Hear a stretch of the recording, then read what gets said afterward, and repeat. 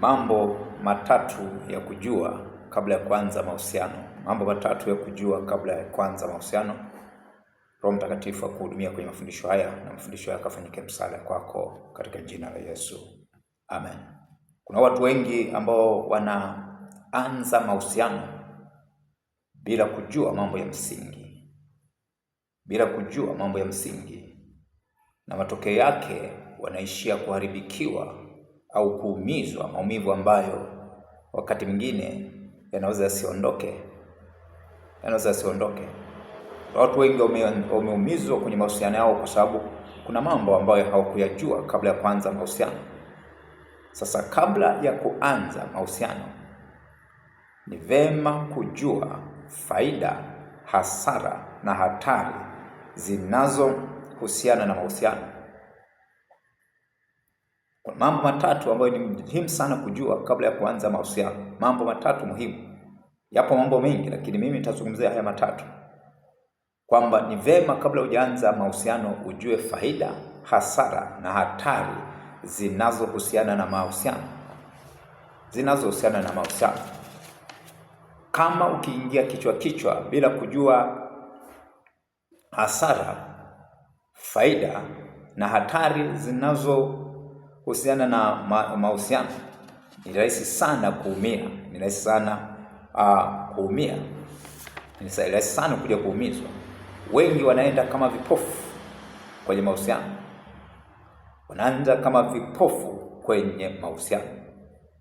Nakuta katoto kadogo, katoto ka form 1 kanaanzisha mahusiano. Katoto ka form 2 kanaanzisha mahusiano. Form 3 anaanzisha mahusiano. Hata form 4 anaanzisha mahusiano. Na matokeo yake kuna mabinti wengi ambao wameishia njiani kwa sababu ya kuanzisha mahusiano ambayo hayana afya. Huwezi kuwa na mchumba form 1, huwezi kuwa na mchumba form 2, huwezi kuwa na mchumba form 3, huwezi kuwa na mchumba form 4.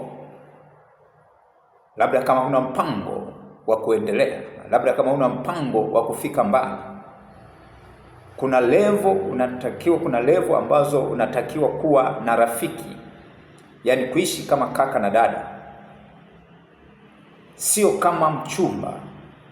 Form 1 unakuja na mchumba, form 2 unakuja na mchumba, form 3 unakuja na mchumba, form 4 unakuja na mchumba. Na hata A level, form 5 na 6. Si wakati mzuri wa kuwa na mchumba.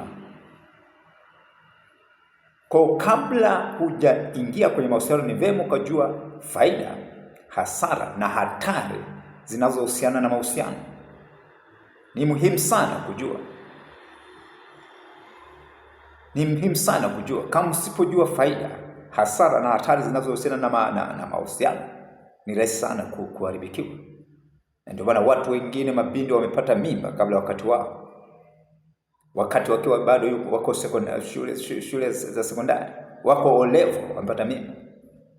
Huwezi kuwa na mchumba form 1, huwezi kuwa na mchumba form 2.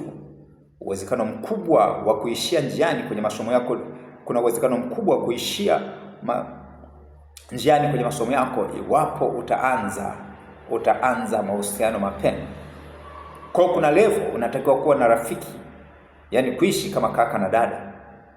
Na sio kama mchumba, na sio kama wachumba. Mahusiano yenye afya lazima yazingatie ukomavu wa kiakili na kiroho.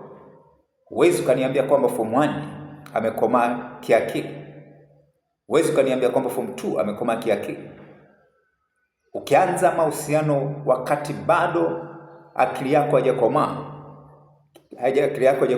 lakini pia hujakomaa kiroho, ni rahisi sana kuharibikiwa. Mahusiano yote yenye afya lazima yazingatie ukomavu wa kiakili na kiroho. Vema kuangalia sana, usianze mahusiano ya kuchezeana. Wewe ukianza mahusiano form 1 ni mahusiano ya kuchezeana. Ukianza mahusiano form 2 ni mahusiano ya kuchezeana. Ukianza mahusiano form 3 ni mahusiano ya kuchezeana. Form 4 ni mahusiano ya kuchezeana. Usianze mahusiano yasiyo serious. Mahusiano yote ambayo ni serious ya mchumba ya kuoana yanaanza kwa kuzingatia ukomavu wa kiakili na kiroho. Kama una ukomavu wa kiroho,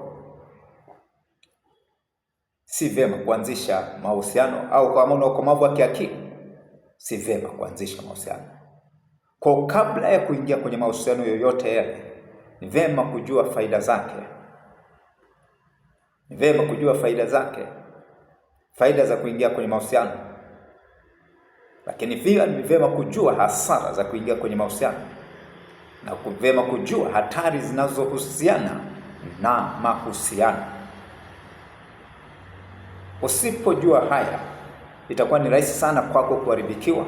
Itakuwa ni rahisi sana kwako kutokufikia hata ndoto zako ulizokuwa nazo kwenye maisha yako.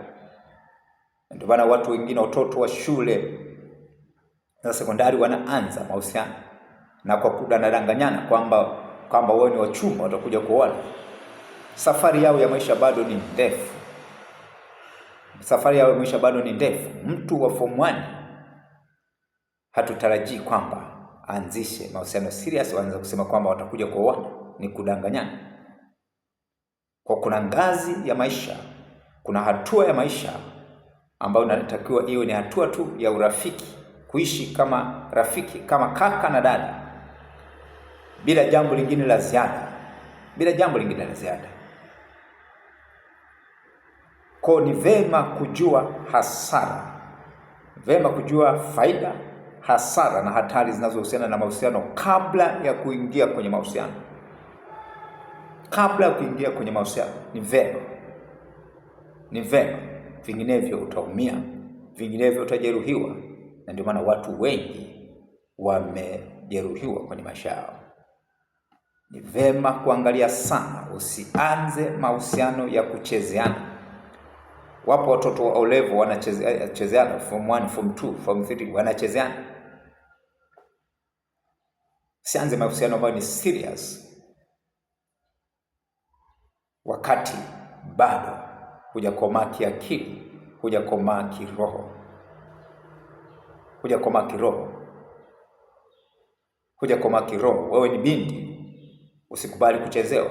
Wewe ni kijana, usikubali usichezee mabinti wengine.